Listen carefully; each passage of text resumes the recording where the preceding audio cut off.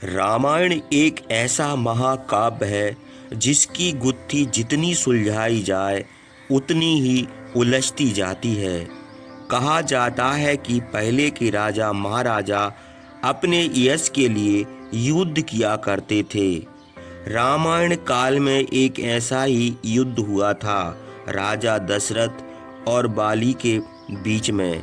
कहा जाता है कि इसी युद्ध ने बाली की मृत्यु और रावण की मृत्यु की नींव रखी थी। तो जानते हैं आज की इस वीडियो में आखिर राजा दशरथ और बाली का युद्ध क्यों हुआ था और रावण की मृत्यु से और बाली की मृत्यु से राजा दशरथ और बाली के युद्ध का क्या संबंध है। तो वीडियो में आगे बढ़ने से पहले चैनल को सब्सक्राइब नहीं किया है तो सब्सक्राइब करके बेल आइकन जरूर दबा दीजिएगा।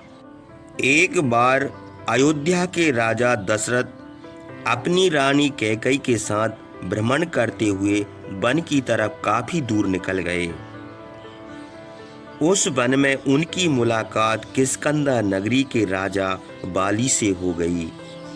राजा दशरथ और बाली के बीच में किसी बात को लेकर वाद विवाद होने लगा। वाद विवाद इतना बढ़ गया कि बाली नाराज हो गया और उसने नाराज होकर दशरथ को युद्ध की चुनौती दे दी। और फिर क्या था, दोनों अपने अपने राज्य के राजा थे। दोनों अपने यश कीर्ति को बचाने के लिए अपने अपने अस्त्र शस्त्र लेकर एक दूसरे से युद्ध करने लगे। राजा दशरथ के साथ उनकी रानी कैकई थी, जो अस्त्र शस्त्र और रथ संचालन में पारंगत हासिल की हुई थी। यानी कि महारानी कैकई को अस्त्र शस्त्र के साथ रथ संचालन करना भी आता था। इसीलिए राजा दशरथ जब भी भ्रमण करने बाहर जाते थे तो अपने साथ कैकई को लेकर जाते थे। कई बार युद्ध में कैकई राजा दशरथ के साथ होती थी और संयोगवश इस बार भी यानी कि राजा दशरथ और बाली के युद्ध में कैकई राजा दशरथ के साथ थी। राजा दशरथ और बाली के बीच में युद्ध होने लगा।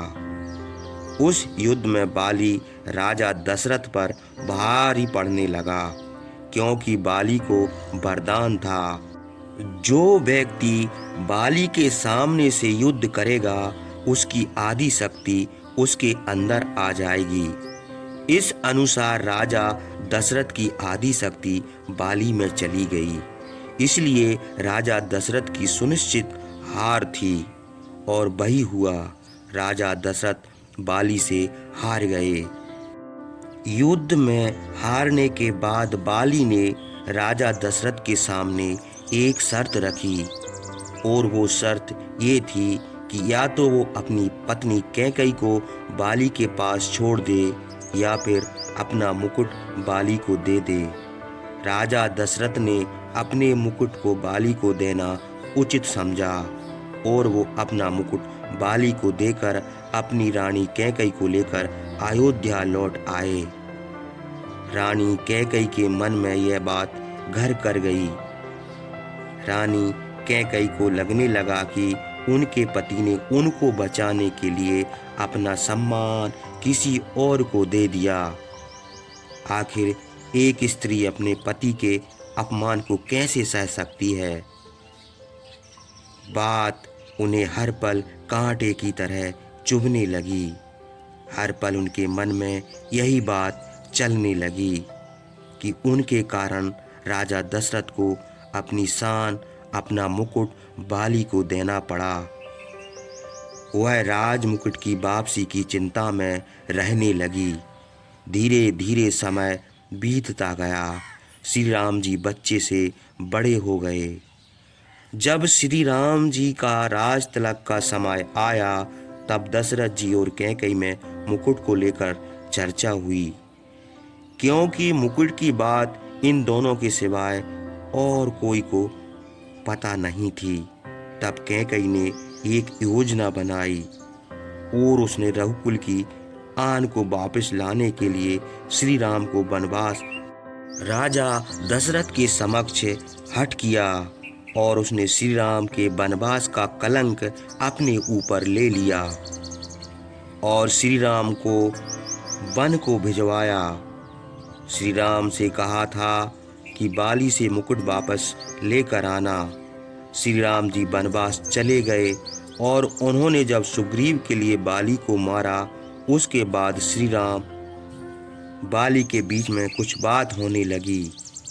प्रभु ने अपना परिचय देकर बाली से अपने कुल के मुकुट के बारे में पूछा। तब बाली ने बताया कि रावण को मैंने बंदी बनाया था और जब वह भागा तो साथ में मुकुट भी लेकर भाग गया, इसलिए आपके कुल का मुकुट मेरे पास नहीं है, वह मुकुट रावण के पास है।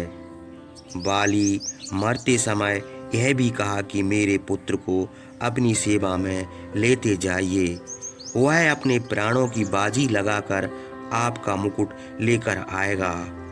इतना कहकर बाली मर गया। प्रभु श्री राम ने सुग्रीव के साथ वानर सेना तैयार करके लंका के राजा रावण से युद्ध छेड़ दिया।